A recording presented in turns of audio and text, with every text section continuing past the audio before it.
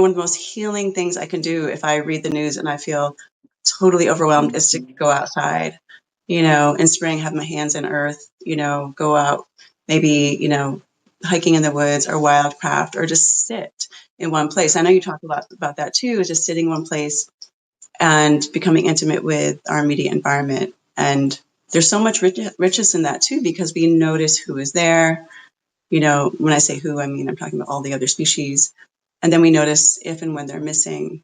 We become so much more intimate with our surroundings. So yeah, there's so much we can not just do, but like growing our intimacy is healing for us too. Totally.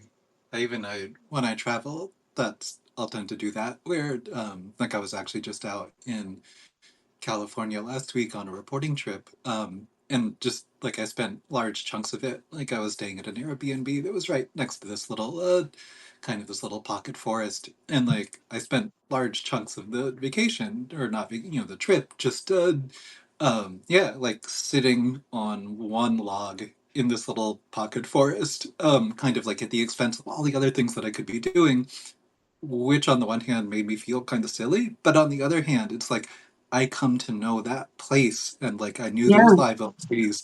Like I came to know there was a salamander who was living under a log, who I saw day after day because like his burrow was under the log, and so just like having that feeling that sense of connection to one place rather than just kind of passing through quickly on the surface through many places is something that I find a lot more satisfying for myself.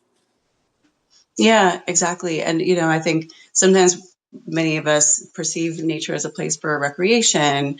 And when you're hiking, there's a destination, it's like it's for Mhm. exercise versus deepening intimacy with the land. And that's where, for me, plants and fungi have been like just this really deep mindfulness practice of noticing, noticing the species in and it's so accessible to connect with plants.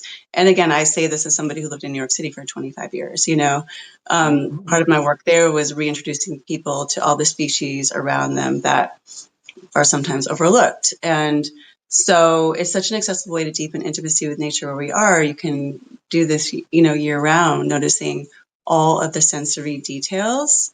So yeah, as they say, like Mary Oliver says, attention is the beginning of devotion. So it's where we place our attention becomes this act of devotion to the land where we are. And then vice versa. Obviously, if we're constantly placing our attention elsewhere on screens, or, obviously we need to know what's going on in the world, but overdoing it with the news to where we're just paralyzed, that's also, something that we can choose to just step outside our door and give our devotion elsewhere.